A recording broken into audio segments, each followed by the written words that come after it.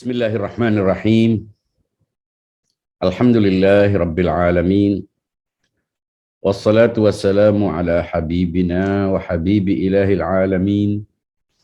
Abil Qasimil Mustafa Muhammad wa ala alihi at-tayyibin at-tahirin wa ashabihil mukhlisin al-mayamin. Teman-teman sekalian yang mengikuti kajian logika fikih, Assalamualaikum warahmatullahi wabarakatuh.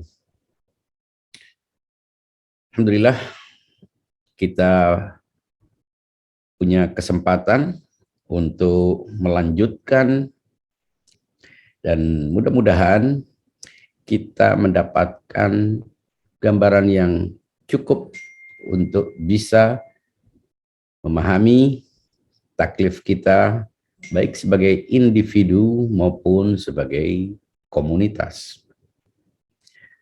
baik secara singular maupun secara plural. Pada pertemuan pertama kita telah memberikan insight, gambaran sekilas tentang munculnya dua kelompok. Dan kita lanjutkan dengan menggambarkan struktur hukum, struktur fikih dalam masyarakat ahli sunnah hingga terbentuknya dua kubu ahli ra'yi dan ahlul hadis. Kemudian terbentuknya sebuah kubu kedua yaitu ahlul tajdid, gerakan pembaharuan. Pada pertemuan kedua kita berpindah kepada kelompok kedua, yaitu para pengikut Ahlul Bait yang dikenal dengan Syiah. Lalu kita menjelaskan struktur hukum fikih atau syariat dalam mazhab Syiah yang didasarkan pada konsep al-wilayah atau otoritas atau kewenangan yang kemudian kita bagi secara rasional menjadi dua, yaitu kewenangan mutlak yang substansial dan itu hanya ada pada Allah Subhanahu wa taala sebagai konsekuensi dari ketuhanannya. Kemudian kita juga beranjak dari situ kepada kewenangan mutlak yang aksidental atau kewenangan mutlak yang dilimpahkan oleh Allah Subhanahu wa taala. Nah, pada kewenangan aksidental, kewenangan mutlak yang aksidental itulah kita menjelaskan fungsi imamah, fungsi kepemimpinan, fungsi kenabian yang didasarkan pada bersyarat kesucian yang berlanjut hingga akhir zaman, bersifat mengikat dan lintas ruang dan waktu, sebagaimana sudah diasumsikan bahwa kita telah memahami itu, meyakini itu, dan menganggapnya sebagai konsekuensi dari keyakinan kita akan tauhid, akan keesaan Allah Subhanahu wa taala sebagai pemegang kewenangan. Lalu kita memahami makna kewenangan pada Nabi sebagai kewenangan esensial primer, kewenangan aksidental yang primer, yaitu langsung diperoleh dari Allah Subhanahu wa taala, dan kewenangan aksidental mutlak yang sekunder yang merupakan kelanjutan dari kewenangan yang dipegang oleh Rasulullah Shallallahu Alaihi Wasallam. Yang membedakan keduanya adalah ajaran yang dibawa oleh para imam, para pemegang kewenangan aksidental primer sekunder adalah kelanjutan dari apa yang diterima oleh Rasulullah Shallallahu Alaihi Wasallam, yaitu wahyu. Wahyu inilah yang kemudian dikawal hingga akhir zaman oleh para imam. Pada prinsip ini semua masyarakat Syiah menerima. Artinya justru mereka menjadi Syiah karena menerima ini. Karena meyakini bahwa kewenangan mutlak Allah Subhanahu wa taala dilimpahkan kepada Nabi Muhammad sallallahu alaihi wasallam, dan kewenangan mutlak Rasulullah sallallahu alaihi wasallam dilanjutkan oleh kewenangan ahlul baitnya, itrahnya, yaitu manusia-manusia suci yang dipilih oleh Allah Subhanahu wa taala dan dikukuhkan oleh Muhammad sallallahu alaihi wasallam. Mereka lah sumber-sumber hukum. Dan dari situlah kita memahami apa yang diajarkan oleh Rasulullah. Nah, ketika kita memahami bahwa Al-Quran dan Sunnah adalah sumber dalam penyimpulan hukum agama, maka berarti Sunnah meliputi Sunnah Rasulullah Shallallahu Alaihi Wasallam berupa tindakan, ucapan, dan sikap setuju yang berkonotasi hukum, sekaligus ucapan, perbuatan, dan sikap setuju setiap imam yang telah ditetapkan oleh Rasulullah Shallallahu Alaihi Wasallam sesuai dengan keyakinan kita sebagai pengikut Ahlul Bait. Tentu tidak relevan kalau kita membahas itu lagi, karena memang yang hendak kita bahas adalah kelanjutan struktur hukum dalam masyarakat Syiah hingga saat ini. Mungkin suatu saat kita bisa membahasnya pada kajian yang lain, yaitu kajian logika akidah atau logika iman. Namun tetap saja ketika kita hendak menjelaskan struktur dan hierarki taklif dalam masyarakat Syiah, maka kita harus menjelaskan makna kewenangan dalam urutan di bawahnya. Inilah yang justru menjadi penting bagi kita.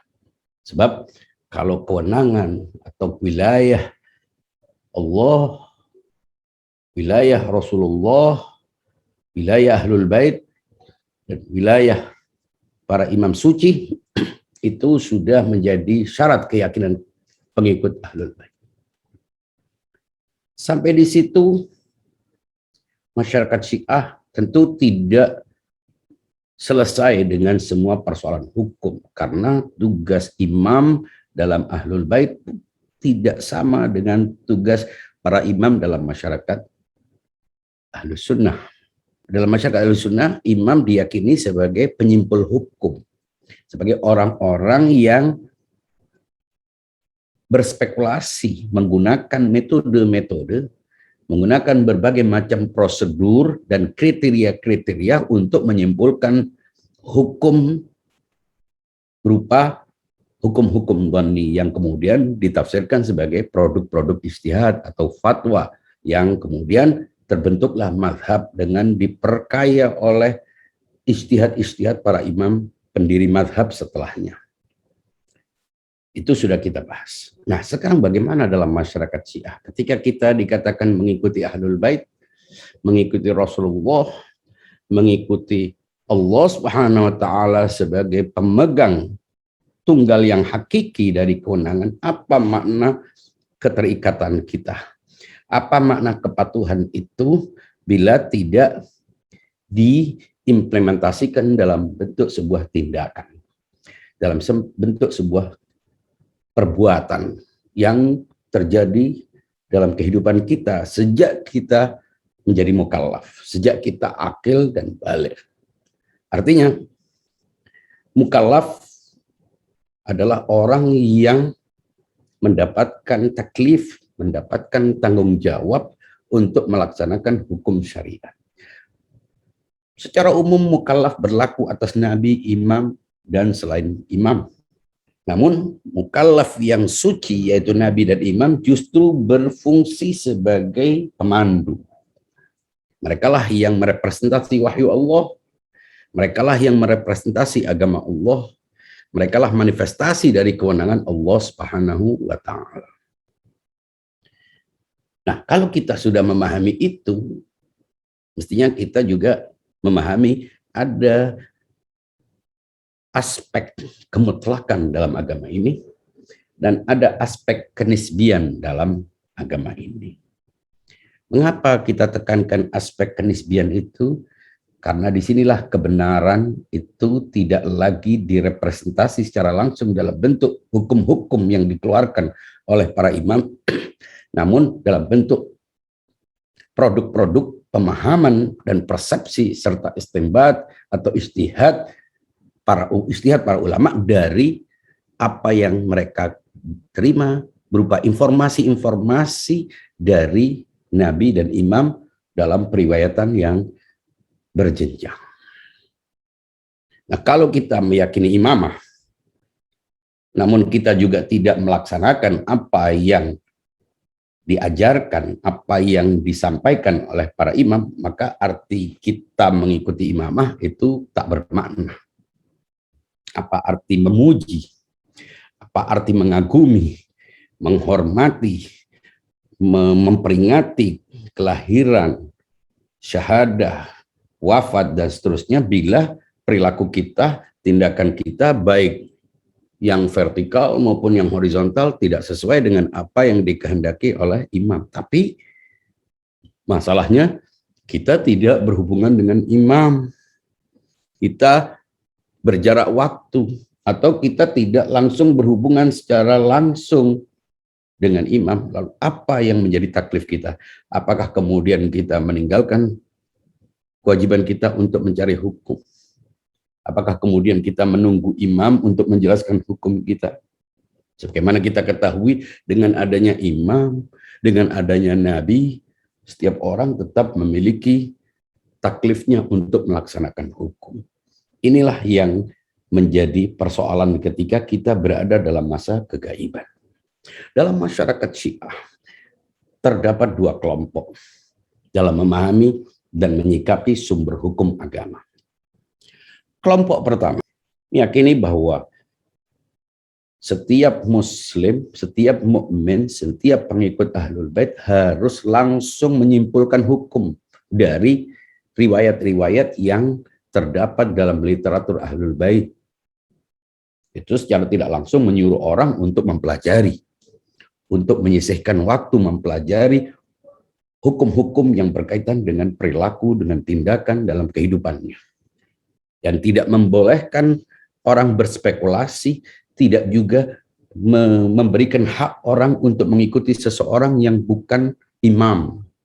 Dia hanya bisa mengikuti seseorang karena pendapat-pendapatnya sesuai dengan apa yang dia simpulkan dari hukum, dari teks-teks agama. Artinya setiap mukallaf dianjurkan untuk langsung berhubungan dengan teks ayat maupun riwayat. Selama beberapa saat kelompok ini ada, tapi hanya bisa bertahan dan diikuti oleh para ulama, orang-orang yang memang punya akses, punya kemampuan, punya kompetensi, dan punya waktu untuk masuk ke dalam, untuk mempelajari teks-teks agama, untuk membaca beragam literatur agama. Tapi ia tidak bisa diterapkan dalam masyarakat awam yang sudah disibukkan oleh berbagai macam kegiatan-kegiatan mencari nafkah, mengisi pos-pos penting dalam kehidupan sosialnya, dan tidak memiliki kemampuan untuk itu. Nah, berdasarkan beragam riwayat dan ayat, salah satunya falaula nafara min kulli firqatin minhum ta'ifatun liyatafaqahu fid din wa liyunziru qaumahum idza raja'u ilaihim la'allahum yahdharun. Disitulah bahwa setiap orang, setiap kelompok harus mau dari kelompok-kelompok ini beberapa orang yang menyisihkan waktu, yang menghabiskan waktunya mempelajari hukum agama, mendalami hukum agama agar mereka dapat menjelaskan apa yang mereka pahami dari agama, dari sumber-sumber agama, Al-Quran, Sunnah. Dari situlah muncul kelompok kedua yang menganggap pandangan-pandangan kelompok akhbari itu tidak relevan. Tidak mungkin Allah Subhanahu wa Ta'ala nabi, dan para imam menyuruh setiap insan mempelajari sumber-sumber hukum agama dari sumber-sumber utamanya Al-Quran dan Sunnah, karena itu memberatkan, karena itu menyulitkan, dan mustahil dilakukan oleh setiap mukallaf. Polemik antara akhbari dan usuli terjadi cukup lama.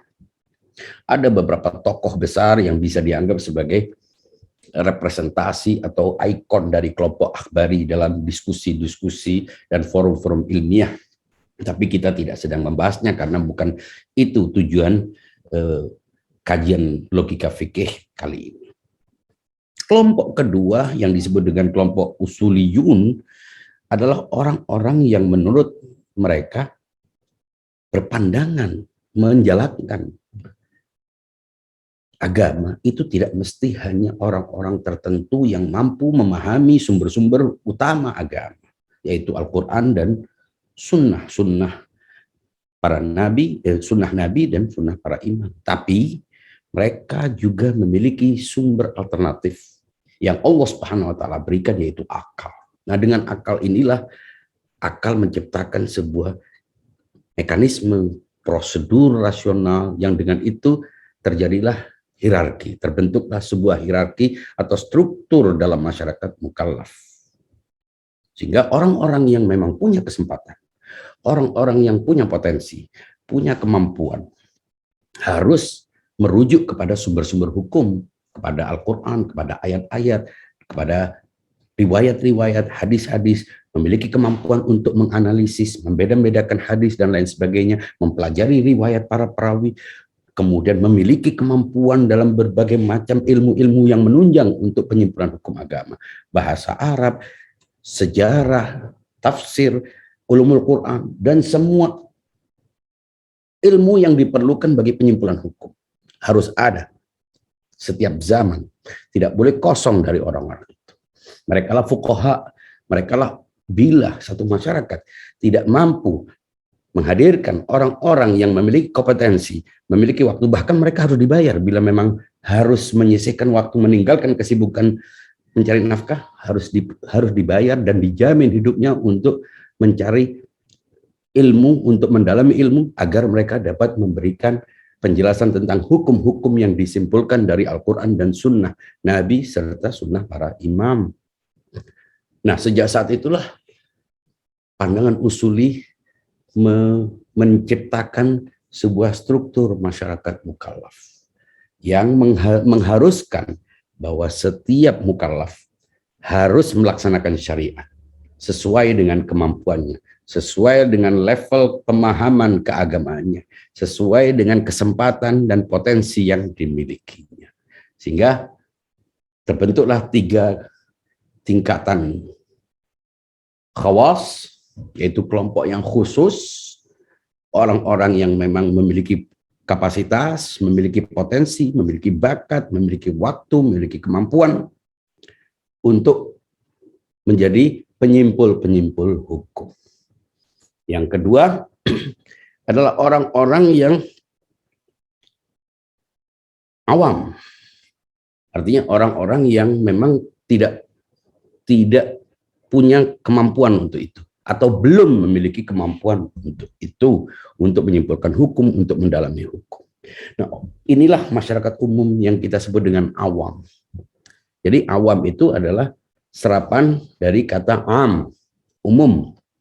Sedangkan khawas adalah serapan dari kata khusus. Khusus inilah yang kemudian menjadi konsultan, menjadi mentor, menjadi pengarah, menjadi pemandu bagi pemahaman keagamaan, terutama dalam hal-hal yang berhubungan dengan ibadat maupun berhubungan dengan muamalat.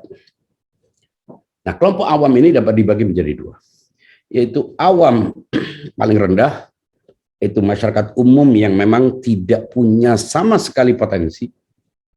Dan yang kedua, lebih sedikit jumlahnya, yaitu orang-orang awam yang memiliki potensi dan mereka melalui proses pembelajaran akan mencapai tingkat yang khawas. Yang khawas inilah disebut dengan mukallaf yang sumber hukumnya adalah, jadi kalau ingin melaksanakan hukum agama, mereka harus merujuk langsung pada Al-Quran dan Sunnah. Mereka tidak diperbolehkan mengambil pendapat orang lain. Mereka tidak boleh melaksanakan hukum agama tanpa pemahamannya sendiri. Karena sudah memenuhi syarat kompetensi, memenuhi semua kriteria dan syarat-syarat yang harus dimiliki oleh setiap orang yang disebut faqih. Nah, inilah kelompok faqih namanya, atau mujtahid. Mujtahid dan faqih. Faqih itu adalah orang yang ahli ilmu agama, ahli fikih. Sedangkan mujtahid adalah kata kerja atau predikat yang berkaitan dengan kemampuan menyimpulkan hukum agama dari sumber-sumber utama, yaitu Al-Quran dan Sunnah Rasul dan Sunnah Al-Ma'sumin, melalui metode penyimpulan rasional dan konvensional sesuai dengan metodologi yang sudah ditetapkan. Kelompok awam yang kedua, yang di atas, itulah yang disebut dengan kelompok muhtab, atau orang-orang yang berihtiyat. Nanti kita akan sebutkan satu persatu detailnya. Dan yang paling bawah adalah kelompok awam paling umum, yaitu mereka melaksanakan hukum agama dengan taklid. Taklid ini harus diperjelas, karena selama ini kita memahami itu taklid buta, taklid buta. Taklid buta itu artinya orang yang tidak lagi menggunakan akalnya. Tapi taklid di sini taklid melek. Taklid dengan kesadaran. Taklid dengan keputusan individual untuk menentukan siapa yang harus menjadi rujukannya dalam melaksanakan hukum agama. Kembali kepada fuqaha, yaitu kelompok kecil di tengah masyarakat. Fuqaha adalah para ahli hukum. Ya, seperti kalau di Indonesia banyak ahli hukum. Tapi di antara semua ahli hukum ini, tidak semuanya mereka menjadi rujukan. Tidak semuanya menjadi rujukan. Jadi bisa kita bagi, fuqaha itu ada dua. Ada fuqaha yang tidak punya pengikut, tidak punya muqallid, tapi mereka sudah berpotensi. Mereka bisa ditaklid, tapi faktanya mereka tidak ditaklid. Mereka inilah yang disebut dengan mujtahid saja. Tapi ada sekelompok mujtahid karena pengalamannya, karena popularitasnya, karena keahliannya, karena banyak faktor-faktor lain yang membentuk mereka diikuti oleh sebagian awam tentunya. Nah, inilah yang disebut dengan marja' taklid, yaitu orang-orang yang menjadi rujukan. Jadi ada mujtahid sendiri, ada mujtahid yang ditaklid. Nah, kita biasanya menyebut mujtahid yang ditaklid dengan sebutan marja'. Apakah mereka lebih pandai dari mujtahid? Kita tidak pernah tahu siapa yang lebih pandai. Tapi kita punya indikator-indikator bahwa siapa yang ditaklid itu biasanya dianggap lebih alim. Masing-masing memiliki syarat. Kalau kita melihat antara mujtahid dengan marja, ada beberapa syarat yang tidak dimiliki oleh seorang mujtahid, sehingga dengan itu ia tidak menjadi seorang marja. Hubungan muqallid, hubungan marja dengan awam, ini disebut dengan hubungan taklid. Taklid itu semacam keterikatan, bukan kepatuhan yang tidak punya opsi. Jadi bisa dianggap rujuk berdasarkan asas kompetensi. Jadi seperti orang merujuk ke dokter. Ketika dia menganggap seorang dokter di antara semua dokter itu yang paling kompeten, yang paling qualified, yang paling ahli dalam menyimpulkan hukum, maka dia harus menyimpulkan, mendiagnosis penyakit, memberikan obat, maka dia harus merujuk ke situ. Namun nanti ketika dia menurut pengalamannya atau menurut rekomendasi banyak orang, menurut opini yang berkembang bahwa ada yang lebih alim, ada yang lebih pandai dari dia, lebih teliti, lebih jitu dalam mendiagnosa penyakit, ya boleh berpindah. Inilah yang menjadi ukuran. Jadi taklid itu tidak bisa dianggap sebagai sebuah kepatuhan, yang bisa dianggap, mungkin kata yang lebih tepat adalah komitmen. komitmen dari asas kompetensi. Jenis yang kedua adalah muhtad. Muhtad adalah awam yang tercerahkan, awam yang berpotensi untuk menjadi seorang mujtahid adalah orang-orang yang belajar agama. Nah, belajar agama di sini bukan sekedar membaca kitab, tapi mereka sudah masuk dalam sistem pelatihan dalam penyimpulan hukum, beristidlal, mengetahui mekanisme dan cara menyimpulkan hukum. Mereka dibekali dengan berbagai macam ilmu-ilmu yang memang diperlukan bagi seorang penyimpul hukum. Dan mereka tetap bertaklid. Hanya saja taklid tidak didasarkan pada kriteria-kriteria taklid orang awam, tapi didasarkan pada unsur keihtiyat atau unsur kehati-hatian. Jadi seorang muhtad itu bebannya lebih berat daripada seorang muqallid. Bila ada fatwa mujtahid atau marja yang berbeda, yang satu mengatakan cukup satu, yang satu mengatakan tidak cukup harus 3, maka muhtad berdasarkan prinsip-prinsip ihtiyat atau berdasarkan prinsip-prinsip yang diajarkan dalam penyimpulan hukum, ada banyak kaidah-kaidah dalam penyimpulan hukum, maka dia harus mengutamakan yang nomor 3. Dia harus mengutamakan mengambil jumlah yang lebih banyak. Jadi kalau 1 dan 3, dia harus ngambil 3. Kenapa? Karena 3 berarti sudah bisa menghandle yang 1. Nah, otomatis seorang muhtad akan lebih berat dalam melaksanakan hukum syariat. Ada sekelompok orang yang menjadi muhtad dan mereka adalah kandidat-kandidat sebagiannya yang berhasil menjadi mujtahid. Nanti saya jelaskan bagaimana proses menjadi mujtahid, bagaimana tradisi ijtihad di dalam masyarakat Syiah sejak Ghaibah Kubra sampai sekarang. Begitu juga bagaimana marja dan sebagainya. Kembali kepada masyarakat awam, yaitu muqallid. Taklid. Taklid adalah cara melaksanakan hukum syariat, baik yang berhubungan dengan pribadi maupun dengan orang lain, baik yang berhubungan dengan Allah maupun berhubungan dengan manusia. Nah, seorang muqallid tidak boleh mengambil peran muhtad. Jadi tidak bisa dia langsung merujuk kepada kitab, walaupun membaca boleh, tapi dia tidak bisa serta-merta karena menemukan sebuah hadis kemudian dia menyimpulkan sebuah hukum. Kalau membaca hadis-hadis yang berhubungan dengan akhlak, berhubungan dengan akidah, itu diperbolehkan. Membaca tafsir, ya kita belajar tafsir, tapi tidak bisa dia dari tafsir kemudian dia menyimpulkan hukum. Awam tidak boleh berurusan dengan sumber-sumber hukum, tidak boleh berpendapat tentang hukum, tidak boleh ikut membantah atau menolak atau mempertanyakan atau apapun yang memang di luar domain kompetensinya. Dia tidak punya urusan itu. Dia adalah pasien yang tidak boleh ikut dalam perdebatan para dokter karena memang tidak memiliki kualifikasi. Pelarangan ini tidak bersifat sosial tapi bersifat intelektual. Karena itu apa yang harus dilakukan oleh muqallid? Tidak semua awam itu harus bertaklid. Apa yang tidak boleh bertaklid?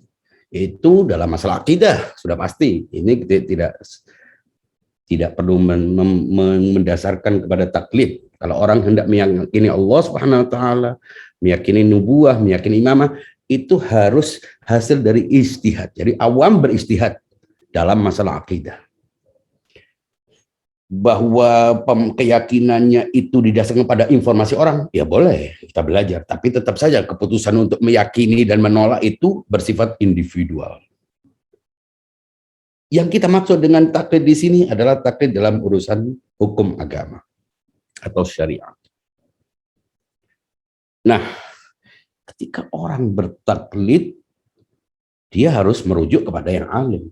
Dasar rasionalnya harus kembali kepada yang alim, bukan hanya dalam urusan agama, dalam segala hal. Kalau dia ingin belajar, ingin tidak tahu cara mengendari mobil, maka dia harus belajar dari orang yang mengerti mengendari mobil. Merujuk kepada orang yang lebih pandai atau kepatuhan kepada asas kompetensi itu merupakan sebuah aksioma sosial. Artinya kemestian dalam kehidupan sosial kita. Kita tidak bisa melaksanakan sesuatu yang kita tidak punya kemampuan tentang itu. Akibat dari itu justru akan terjadi kerusakan. Nah, Allah Subhanahu wa taala telah menciptakan, memilih nabi dan imam. Tujuannya untuk apa? Tujuannya untuk menetapkan kriteria-kriteria periwayatan agar para ulama mempelajarinya. Nah, kemudian ulama menjelaskan kepada awam. Makanya pernah saya sebutkan, kalau kita baca Al-Qur'an, Al-Qur'an itu ada ayat yang berbunyi fungsi Al-Qur'an itu untuk siapa? Alif lam mim dzalikal kitabu la raiba fi hudan lil muttaqin. Kita kan baca ayat surat Al-Baqarah. Alif lam mim, itulah kitab, itulah buku yang tidak ada keraguan di dalamnya, petunjuk bagi orang-orang bertakwa. Di ayat lain kita menemukan dalam surat Al-Baqarah juga, Syahrul Ramadan alladzi unzila fihi al-Qur'an hudan linnas wa bayyinatin minal huda wal furqan. Di satu sisi Al-Qur'an dikatakan petunjuk bagi orang-orang bertakwa. Di satu sisi ia dikatakan petunjuk bagi umat manusia. Kayaknya seperti bertentangan.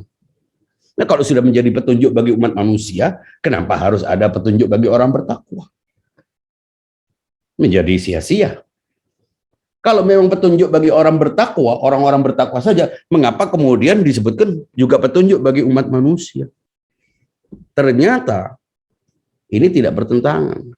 Justru menegaskan bahwa Al-Quran itu menjadi petunjuk tidak langsung bagi manusia. Karena tadi itu ada asas kompetensi, ada gradasi dalam pemahaman, ada level dalam akses kepada Al-Quran. Nah, Nabi dan Imam sebagai representasi dari Al-Quran itu memberikan gambaran dan kriteria-kriteria bagaimana mendekati Al-Quran, bagaimana mendekati teks-teks Al-Quran, teks sunnah, ucapan Nabi, ucapan para imam melalui cara yang ditetapkan. Dari situlah muncul tingkatan-tingkatan. Nah, orang-orang yang bertakwa, orang-orang yang telah memenuhi syarat-syarat intelektual, syarat-syarat spiritual, syarat-syarat moral, itulah yang disebut dengan bertakwa. Jadi, Al-Quran petunjuk bagi orang-orang bertakwa melalui kedekatan, melalui akses mereka terhadap sumber utama yaitu Al-Quran dan sunnah para ulama, sunnah para imam. Kemudian orang-orang bertakwa menjelaskan kandungan Al-Quran kepada orang-orang awam. Dari situlah Al-Quran adalah petunjuk bagi orang-orang bertakwa melalui para imam, melalui Nabi, dan orang-orang awam mengikuti Nabi dan imam melalui petunjuk orang-orang bertakwa. Nah, tentu bertakwa di sini dapat dibagi menjadi dua, ketakwaan yang final dan itu adalah kemaksuman, dan ada ketakwaan yang gradual yang sampai kepada awam pun memiliki tingkat ketakwaan, karena ketakwaan juga bertingkat-tingkat. Makanya dalam Al-Quran ada sebutan ittaqullaha mastata'tum, bertakwalah sesuai kemampuanmu. Kalau kemampuanmu memahami agama sekian, maka kamu harus memiliki ketakwaan sesuai dengan pemahamanmu. Jadi tingkat keadilan Allah Subhanahu wa taala itu bukan pada potensi yang sama, tapi potensi yang berbeda, tapi beban potensinya yang berbeda-beda, sehingga Allah akan menuntut setiap orang sesuai dengan kapasitasnya, sesuai dengan daya tampungnya. Sebesar itu daya tampungnya, sebesar itu pula bebannya. Jadi kalau orang bebannya cuma 1 gelas, ya dia harus memenuhi 1 gelas. Tapi kalau orang punya bebannya itu 1 galon, dia harus memenuhi 1 galon. Perkara ada yang dapat 1 gelas atau ada yang dapat 1 galon yang lebih besar dari gelas, itu bukan di situ tingkat keadilannya. Keadilannya ketika orang yang 1 gelas hanya dituntut untuk 1 gelas, bukan 1 galon. Tapi orang yang punya 1 galon, bila dia tidak memenuhinya, tapi dia mengikuti standar orang yang punya 1 gelas, dia akan diminta pertanggungjawaban sesuai dengan galon yang dia miliki. Bukan untuk dibanggakan, tapi justru makin banyak kelebihan yang dimiliki, maka bebannya pun lebih besar. Kelak orang-orang yang memiliki kemampuan akan repot untuk mempertanggungjawabkan bagian-bagian yang belum ia penuhi. Karena setiap beban yang kita miliki, banyak orang-orang yang merasa perlu menjadi ulama, perlu menjadi sumber hukum, perlu ikut berdiskusi tentang hukum, menganggap fikih ini seorang rembukan. Tapi dalam ilmu-ilmu yang jelas-jelas tidak ada hubungannya dengan agama, mereka lebih menaati, mereka lebih mematuhi asas kompetensi. Makanya kita malu kadang-kadang melihat penganut agama lain. Kalau kita lihat Katolik, agama Katolik, itu dalam persoalan agama sedemikian menjaga, sehingga jenjang otoritas dan kompetensi dalam keberagamaan itu begitu rapi. Sehingga tidak mungkin orang tiba-tiba menjadi agamawan dalam agama Katolik tanpa melalui proses sejak dini. Mereka berada dalam sebuah lingkungan dengan pendidikan, dengan pelatihan, dengan syarat-syarat yang begitu ketat bahkan. Dan terbentuklah sebuah hierarki yang rapi. Tapi kalau kita lihat dalam masyarakat kita, kebanyakan agama yang kita yakini benar ini justru dalam perilaku masyarakatnya tampaknya menganggap agama itu sekedar urunan. Semua orang ikut berbicara. Tidak ada sebuah kriteria jelas tentang apa yang dimaksud dengan kompetensi, sehingga akhirnya justru awam yang melantik ulama. Sementara disebut ustadz, kiai lah, habib lah, tanpa kejelasan kompetensi. Akhirnya agama adalah kumpulan dari pendapat yang carut marut. Ini yang cukup memprihatinkan. Namun dalam masyarakat Ahlul Bait itu tidak terjadi. Nah, bila terjadi dalam komunitas Ahlul Bait kesemrautan itu, ikut berpendapat tentang hilal, tentang ini, tentang itu justru mengindikasikan bahwa konversi kepada mazhab ini belum berjalan dengan baik.